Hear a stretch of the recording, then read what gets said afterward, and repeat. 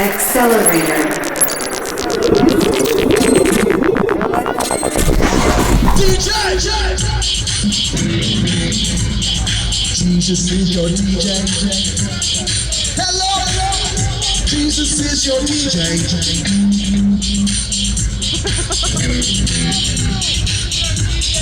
Jesus is your DJ, DJ.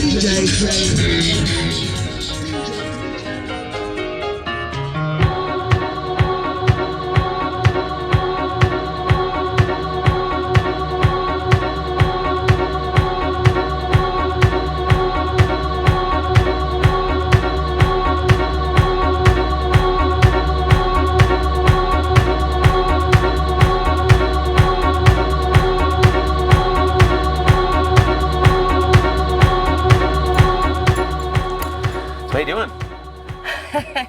Well, I'm tired, and it's a good thing that that camera doesn't have a smell function on it. Already Smell-o-vision? smell-o-vision. We're already 24 hours into the rave cycle, and I'm close. I got nothing. you got nothing? No, That's I think it's good. All right. It's just you were in the party well. So how many movements is this for you? I've been to all of them. You've been to every one. Every one of them. Wow. Any favorites? Is it possible to pick a favorite or like kids? Probably the second one. The second one, just because of a few things that happened, and it felt like the second year was, even though there was some behind-the-scenes stuff, the second year was the year that it really had a lot of momentum.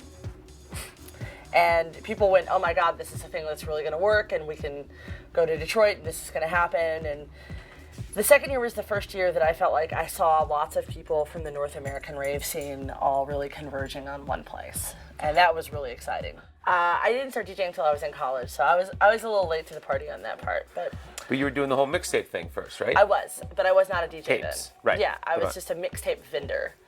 And you would sell them out of your trunk? I didn't drive, but we would Or go. out of a trunk?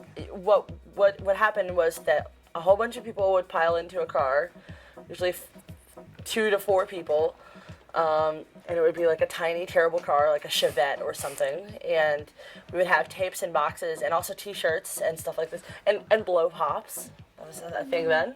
Just actual candy? Yeah, candy. Blow Like, pops. you would sell blow pops and water and things like that. I mean, this is like, Mickey Mouse glove era rave stuff, and you would get in a car and you would drive between 3 and 8 hours somewhere every weekend, 2 to 3 times. So you might go to Nashville and then St. Louis or wherever, and then you would go home afterwards, eventually, sort of. And but the cars were so small and filled with merchandise that we would sit with these buckets on our laps, sometimes the whole time. And then you would go and basically argue to get a place inside the rave that was a good place that would have the things you needed, like power for your black light and a surface that you could tape things to. Like if it had like concrete and the tape wouldn't stick, then all of your banners and things would fall down. And then you would set up a table that would have mixtapes and T-shirts, and that you of course had carefully folded or were constructed in the car. Like a lot of times we'd be cutting tape labels out and sticking them or whatever, and then you would go and it was this insane hustle to sell merchandise, and you could make an enormous amount of money. I mean, in those times. Yeah. I mean, really a lot of money, and I would get a percentage of whatever I sold. So you're the original merch people? Yeah. Well, for dance music at least. Oh, absolutely. And so I remember reading that you said that basically you had so much experience with those mixtapes that basically when you actually put your hands on records and turntables, it was like you kind of got the mechanics of everything. Oh, it was very fast. I think fast. I DJ'd my first party 2 or 3 months after I started DJing. Wow. Maybe even less than that.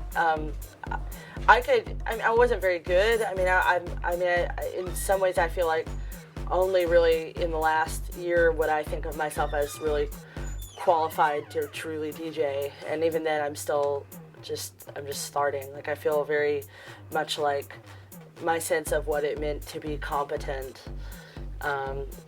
When you're 22, you think, oh, I can do the mechanics of this, so I should do it and be in front of people and whatever. And that's true.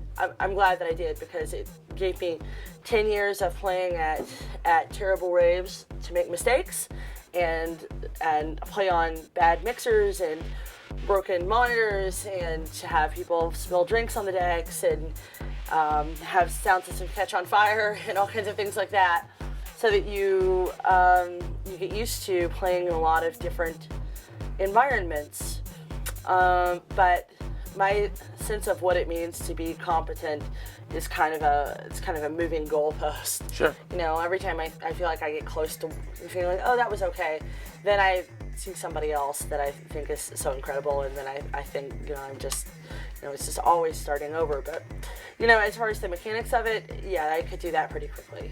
Well, basically, it's like the expression people say to athletes, like play with people that are better than you. So, like, if you're always going to, if you were still going to the same parties where people were spilling drinks and monitors were catching on fire, you'd be like, well, I'm awesome now. Right. But now you're on this level and you're playing with like your heroes. I'm assuming. You think you're really good until you go see DJ Harvey or somebody, and then you go, I'm just the worst DJ on earth, or whoever. I read something that you were saying about him, and I feel the same way. Like, it's great to watch any good technical DJ work, but there's something magic that he does that I think is just like, he's got the reel to reel. Like, just watching him, I've sat there and like watched him for way too long where it starts feeling creepy. Like, what do you think?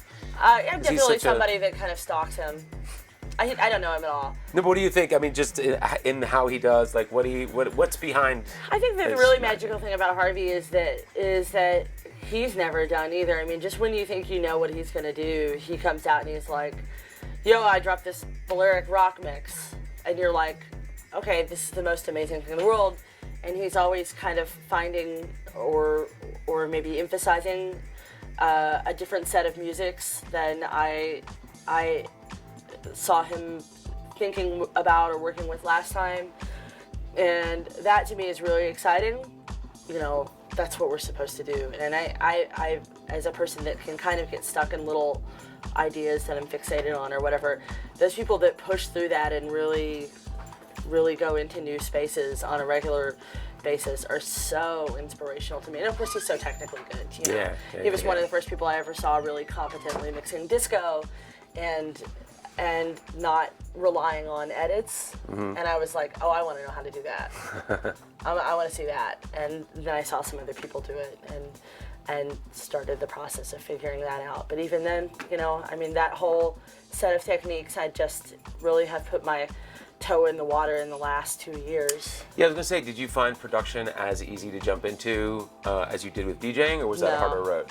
No, there has never been a less natural producer in some ways. I really do not have a strong technical skill set from which to draw.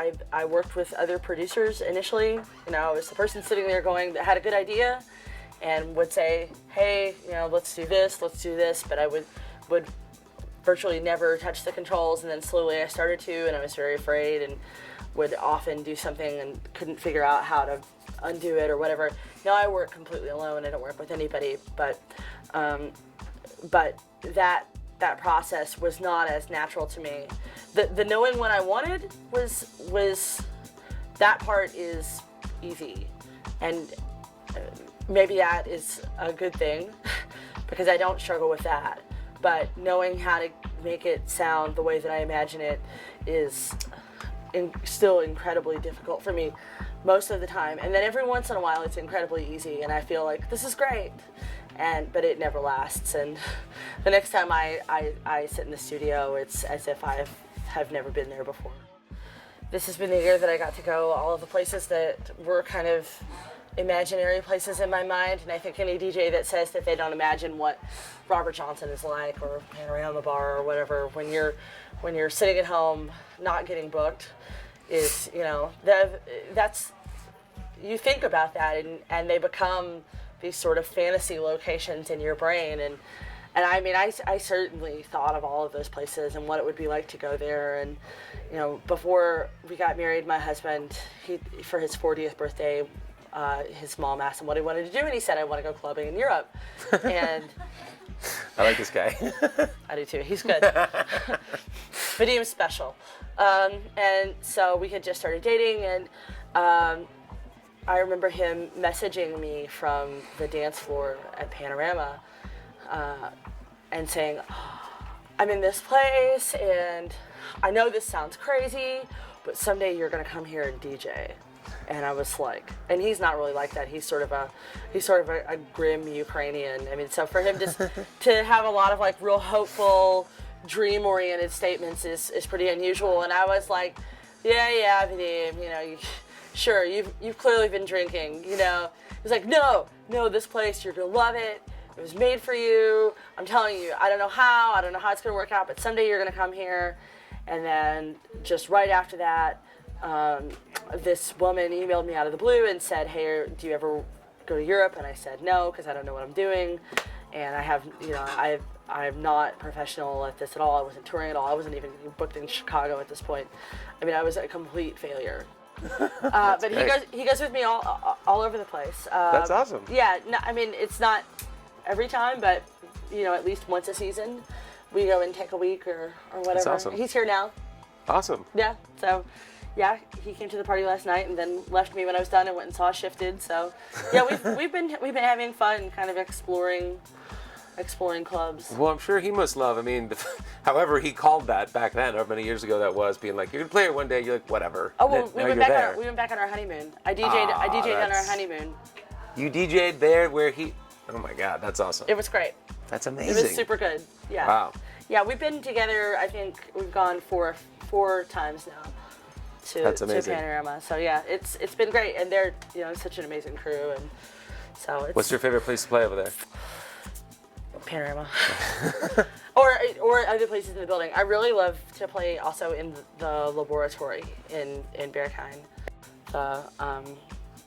Do you know what that is? I don't know I know Berghain. I don't know the laboratory though. The laboratory is the men's only section. Oh, okay. And it's a section specifically for gay men, and that's where the dark rooms and stuff are. The F room. Yeah, it's good though. It's amazing. Great crowd, the best people, wonderful. I played there on New Year's, and then I played there for Snacks, which is kind of one of their big holiday parties that they have every year, which is kind of a leather weekend especially. And during Snacks weekend, Berghain and the laboratory are men only, and women and men can enter into Panorama Bar through a separate entrance, but Snacks is. Wow. Yeah, so it's like many men. Do they have any women-only parties like that at those places or anywhere else?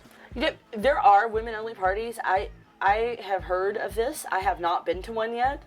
I would love to go. So I was gonna say, I know that's. I would be so thrilled.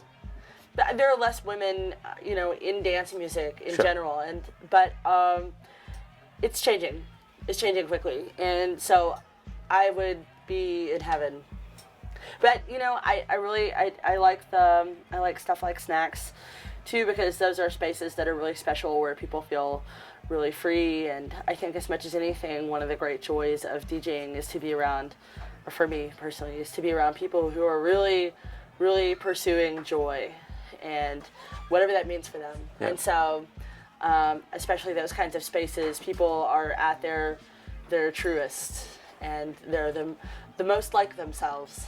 I actually think that that's something. The last time I saw you in New York, that was something that you bring to it. Is that there is no fake. You're playing amazing music, but you are having maybe the best time of anyone there, like jumping around, and I mean, it's awesome. It's awesome to watch, because I feel like there's a lot of people just have the whole fake, bullshit fist pump thing, but you are just you're throwing yourself around. You're so into everything that you're playing. You're going all over the map, and I think it's the enthusiasm is kind of infectious.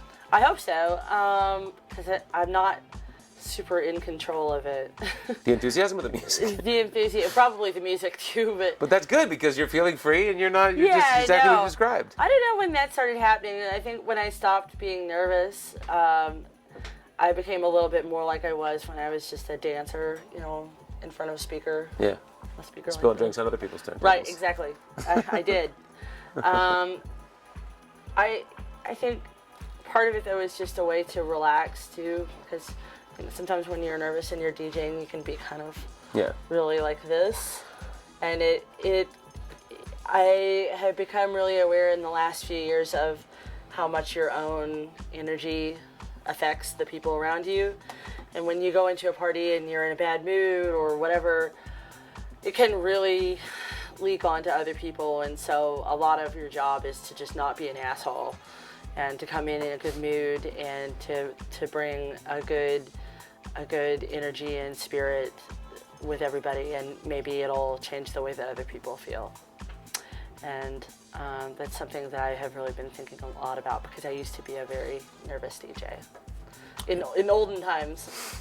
Well, you're not anymore, so No. you're doing what you're Not so much. practicing what you preach. Yeah. Anyway, thanks for talking to Thank us. you so much for having me. You're welcome. Looking Yeah. forward to seeing you tonight. Yeah, should be Or fun. tomorrow morning. Thanks, Irma. Bye, Irma.